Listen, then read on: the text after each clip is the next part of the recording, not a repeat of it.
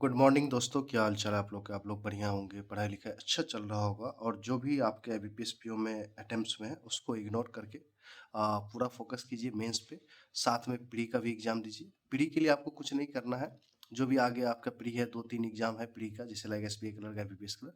Daily alternate day पे मान लो कि आज एसबीआई क्लर्क दे लो, कल आईबीपीएस दे लो, फिर तीसरे दिन एलआईसी डबल ए दे लो। इस तरह से करना है।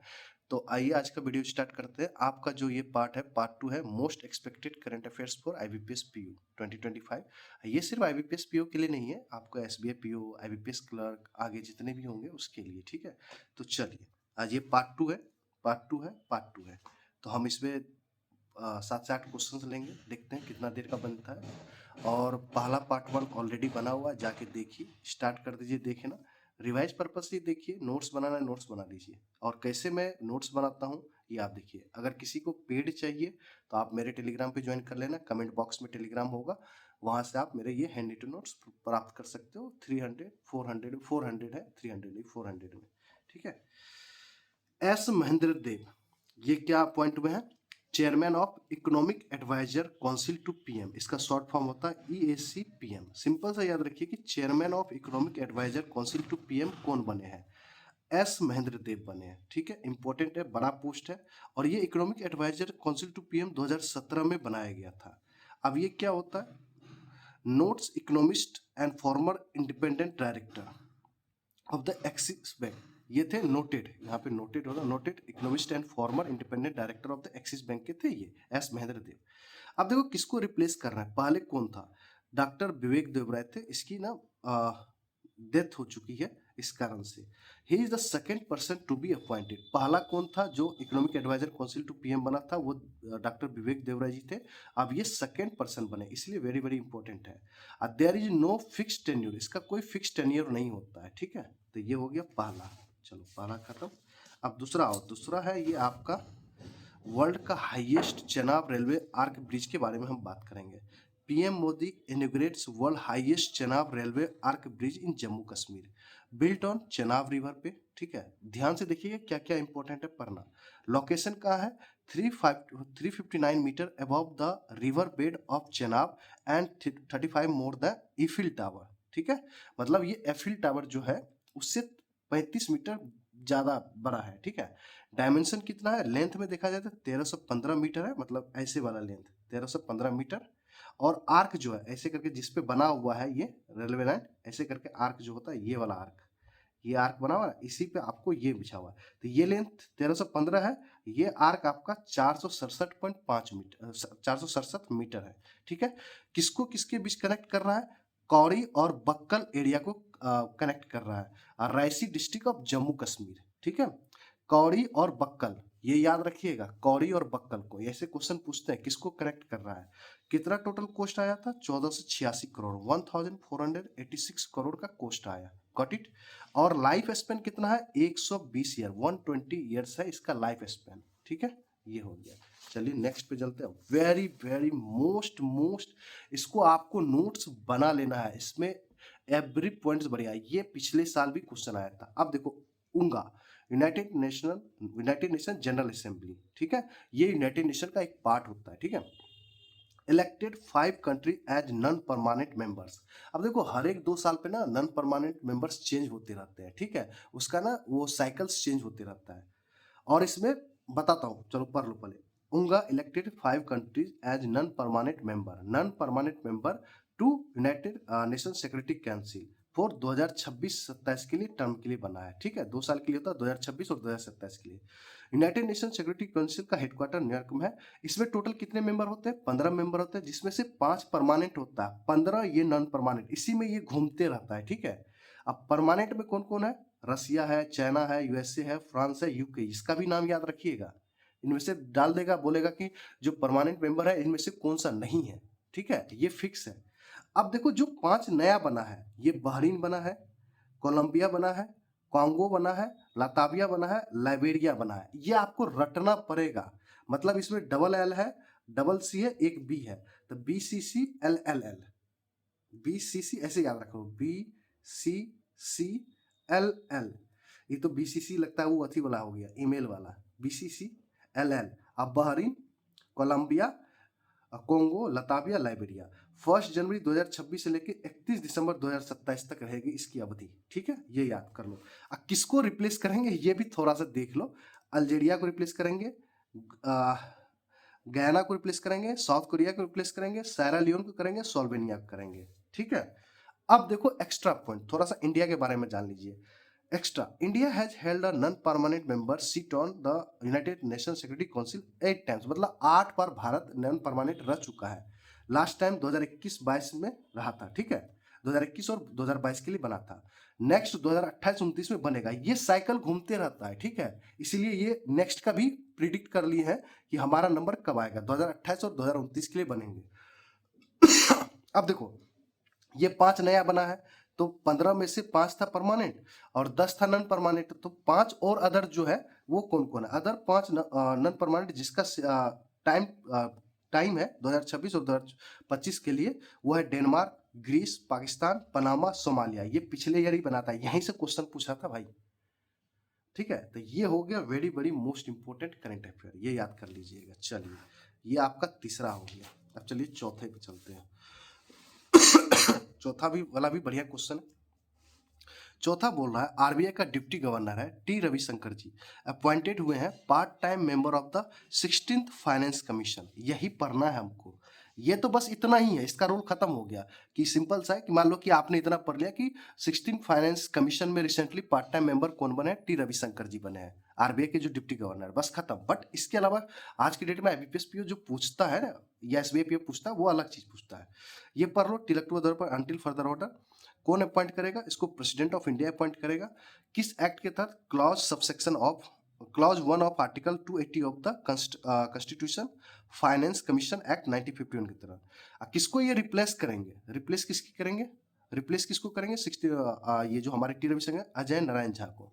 अब आइए स्टैटिक, ये चीज बड़ा खतरनाक पॉइंट है। अब आइए ये वाला।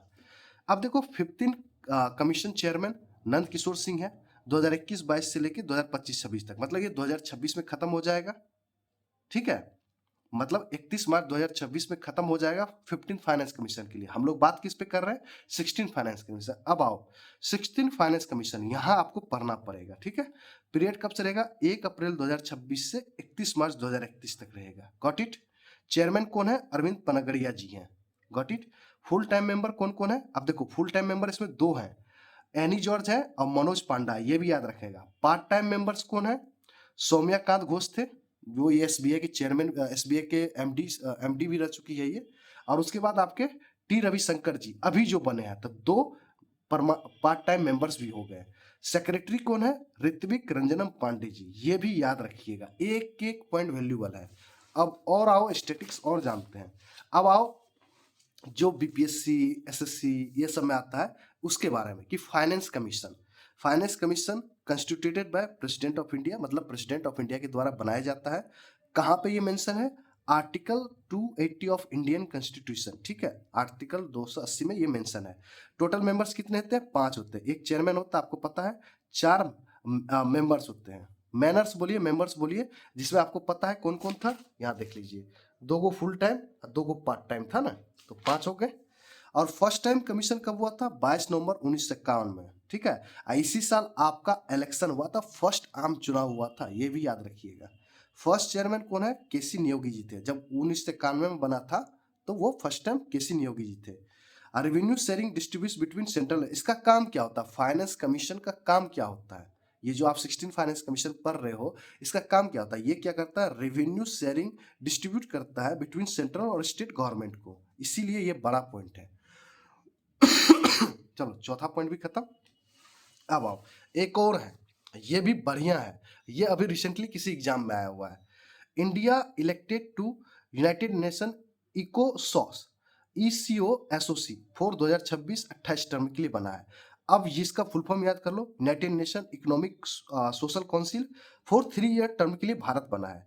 Other country elected 17, China, Lebanon, Turkmenistan, मतलब भारत के अलावा 17 कंट्री को और चुना गया है। ठीक है, जस्ट लाइक आप जो अभी पढ़ रहे थे ना यूनाइटेड नेशन सिक्योरिटी काउंसिल में, उसी तरह का है। बट आपको भारत पे ज्यादा फोकस रखना है कि कितने साल के लिए बनाया गया है यूएन इकोसॉक में। तो अब किसके द्वारा, यहाँ पे भी देखो उनका के द्वारा किया जाता है, यूनाइटेड नेशन जनरल एसेंबली का। अब ये कब से स्टार्ट होगा, 1 जनवरी 2026 से 31 दिसंबर 2028 तक, ठीक है। अब आओ ये थोड़ा सा पढ़ लो, इंडिया का permanent representative to United Nation कौन है। पहले थी रुचिका कंबोजी थी, उसको रिप्लेस कर गया परबथानी हरीश को। पी हरीश याद रखिएगा, शॉर्ट फॉर्म में उतना टफ करने की जरूरत नहीं है। इंडियाज 18th टर्म ऑफ इकोसॉक एंड लास्ट टर्म सर्व 2008 और 10 में। मतलब भारत जो ये कर रहा है, ये कौन सा इकोएस का 18वां टर्म कर रहा है, ठीक है। भारत इससे पहले कब कर चुका है, 2008 और 10 में, 2008 से लेकर 10 के बीच में कर चुका है। अब आइए इसका स्टैटिक्स पढ़िए। कब स्टेब्लिश हुआ था, 1945 में। Headquarter New York USA. और मेंबर कितने, 54 मेंबर है, with 18 members elected each year by UNGA. मतलब 18 मेंबर्स को हर एक साल ये सिलेक्ट करता है फॉर कि आप इस पे रहो। इसके प्रेसिडेंट कौन है, बॉब रे, ठीक है। तो ये पांचवा या छठा क्वेश्चन भी हो गया आपका, वेरी वेरी इंपॉर्टेंट। अब आइए अब और देखते हैं। अब ये देखो फ्रेंच ओपन है, आपको पढ़ना पड़ेगा। ये सब चार जो होता है ना, ये टेनिस वाला जो चार होता है ना, बहुत बड़ा इवेंट होता है। जैसे कि ऑस्ट्रेलिया ओपन हो गया, यूएसए ओपन हो गया, फ्रेंच ओपन हो गया, तो ये सब आपको पढ़ना पड़ेगा। तो फ्रेंच ओपन ये ग्रैंड स्लैम से बड़ा अवार्ड होता है। फ्रेंच ओपन कौन सा एडिशन था, 124th एडिशन था, ठीक है भाई। मेन सिंगल कौन जीता, कार्लोस अल्कराज। अब इसके कंट्री का याद नाम रखिएगा, स्पेन से बिलोंग करता है। किसको हराया, जेनिक सिनर को, इटली से बिलोंग करता है ये। वोमेन सिंगल में कोको गफ, यूएसए से बिलोंग करती है, ये फर्स्ट फ्रेंच ओपन जीती है, ये भी याद रखिएगा। ये जो कोको गॉफ है, इसका फ्रेंच फर्स्ट टाइम जीता गया है। और second grand slam after US open 2023, मतलब यूएस ओपन 2023 में जीती थी। और उसके बाद ये दूसरा सेकेंड ग्रैंड स्लैम जीती है फ्रेंच ओपन, और वो भी फर्स्ट टाइम जीती है। किसको हराई, अरियाना सबेलेंका, बेलारूस से बिलोंग करती है। अब कहाँ पे होता है ये फ्रेंच ओपन, अब आइए स्टैटिक, पेरिस फ्रांस में होता है। अदर नेम क्या है इसका, फ्रेंच नाम का अदर नाम स्टेडे रोनाल्ड गैरोस नाम है इसका, ठीक है। किस पे होता है, किस कोट पे होता है, क्ले कोट पे, मतलब ये रेड कलर का कोट होता है, ठीक है। मेंस डबल में होरिएसियो, जेबलो, अर्जेंटीना और मार, इसको छोड़ दीजिए, मेंस और वुमेन्स डबल को छोड़ दीजिए, आपको बस इतना याद रखना है, ठीक है। तो ये हो गया छठा। अब आइए आगे चलते हैं। अब ये भी अच्छा करंट अफेयर है, इसमें आपको पढ़ना पड़ेगा, इसको आप समझिएगा। आरबीआई का सर्कुलर है, मतलब आरबीआई न्यूज पढ़िए, सर्कुलर तो मत पढ़िए। Reserve bank of India lowers कर दिया, मतलब रिड्यूस कर दिया qualifying asset criteria for NBFC micro finance institution. मतलब माइक्रो फाइनेंस इंस्टीट्यूशन का एनबीएफसी, जो एनबीएफसी माइक्रो फाइनेंस इंस्टीट्यूशन होता है, उसको 60% कर दिया फ्रॉम 75 से। मतलब क्राइटेरिया क्वालिफाई करने के लिए आपको अब 60% चाहिए, 75% नहीं चाहिए, आप सुनिएगा। NBFC micro finance institution. अब ये एसेट क्या होता है, लोन होता है। मतलब ये बोला जा रहा है कि आप अगर आप कोई भी एनबीएफसी एमएफआई है, तो आपको 75% लोन नहीं बांटना है, आपको 60% ही लोन बांटना है, ठीक है।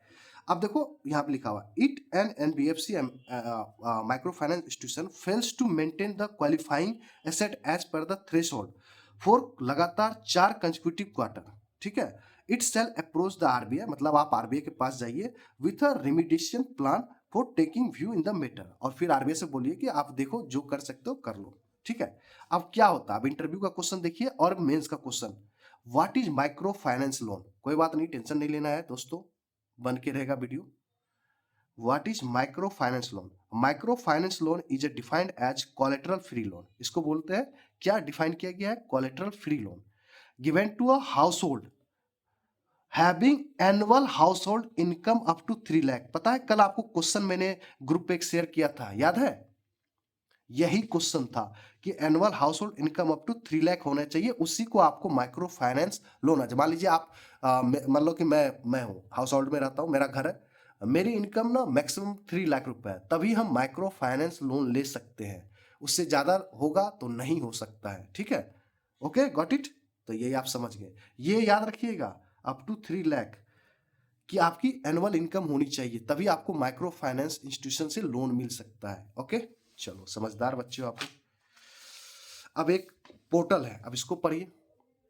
किरण रिजिजू लॉन्च उम्मीद portal for digital Waqf property management के लिए, ठीक है। अब उम्मीद का फुल फॉर्म याद करना पड़ेगा, यूनिफाइड वक्फ, यू का मतलब यूनिफाइड वक्फ, एम का मतलब मैनेजमेंट, ई, फर्स्ट ई का मतलब एम्पावरमेंट, सेकंड ई का मतलब इफिशियंसी। कभी कभी क्वेश्चन में ये बोलेगा कि उम्मीद जो है ना, इसमें फर्स्ट ई का मतलब क्या है, या तो ऐसे पूछ लेगा कि सेकंड ई का फुल फॉर्म बता दो मुझे।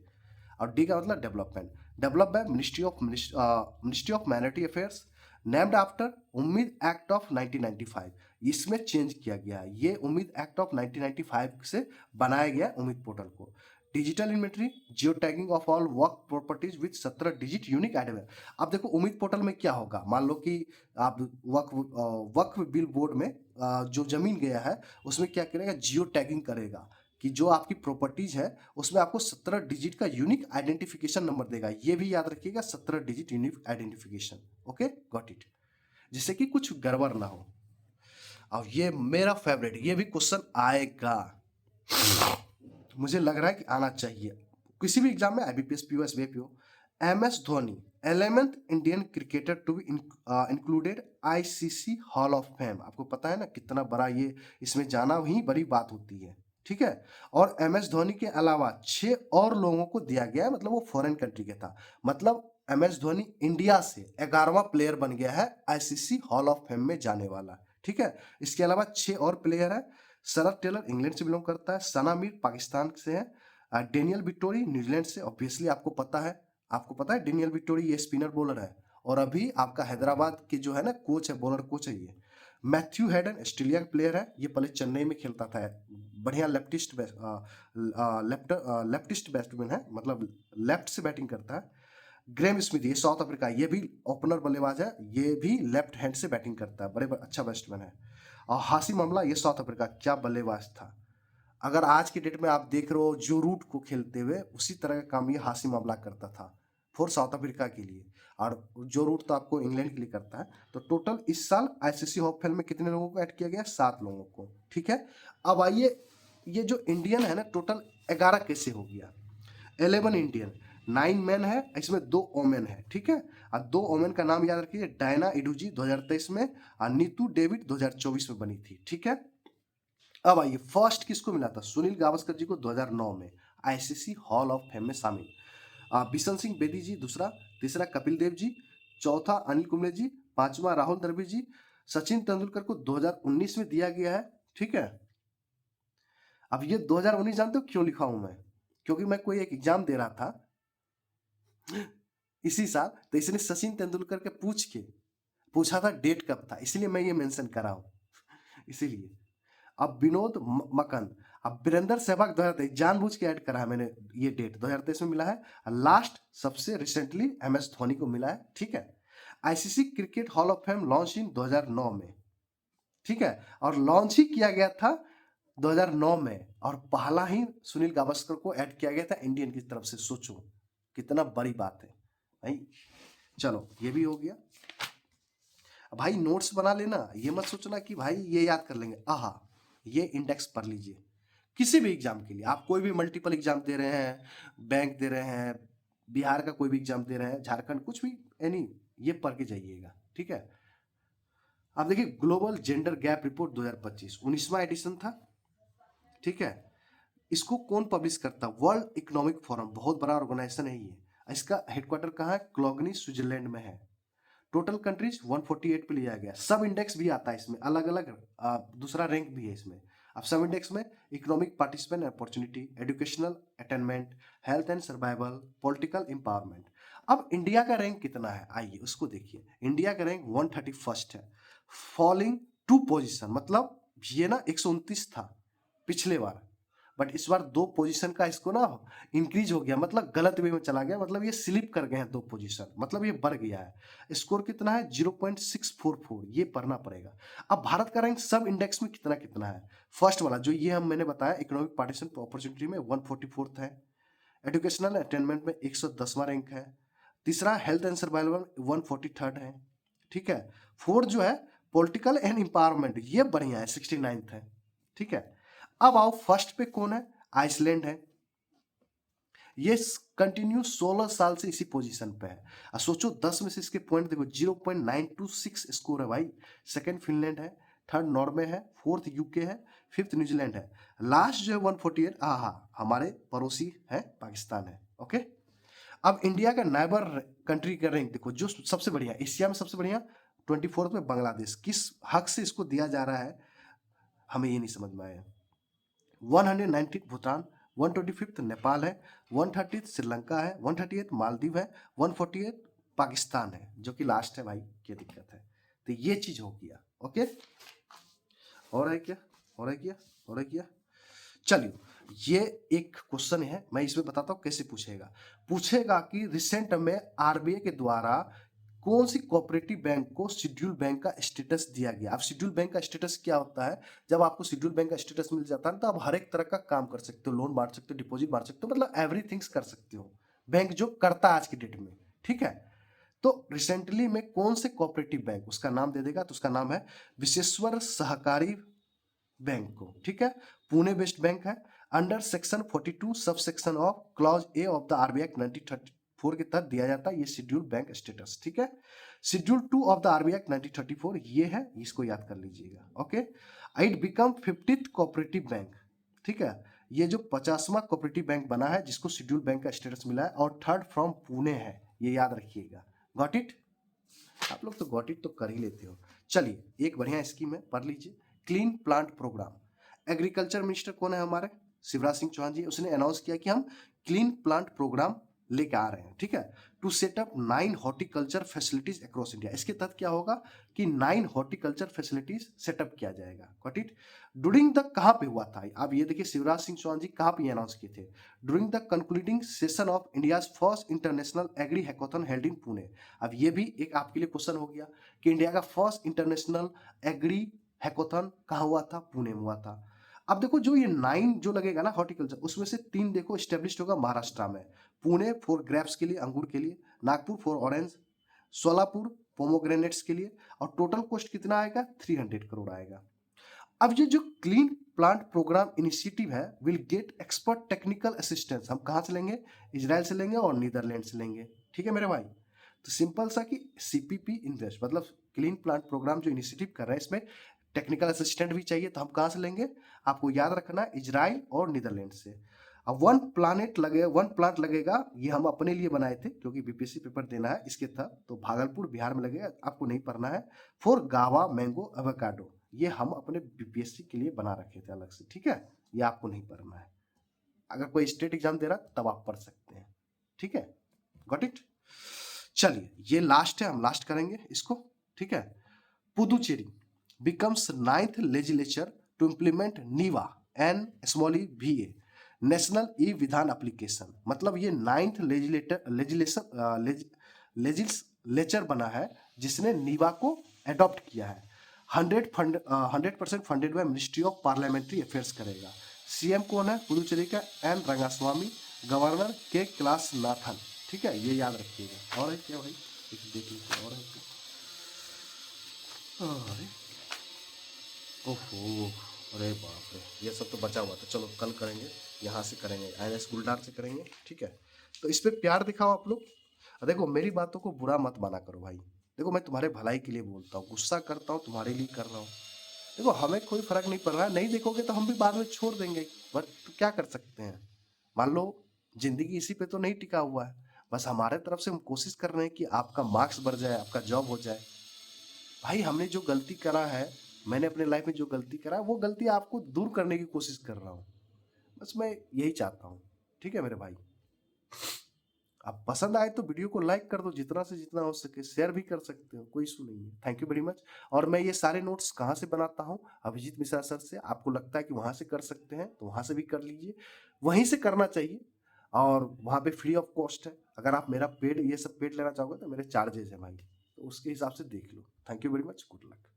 और मैं इतना दे रहा हूँ, इसके अलावा सोचो कि पेड पे कितना होता होगा।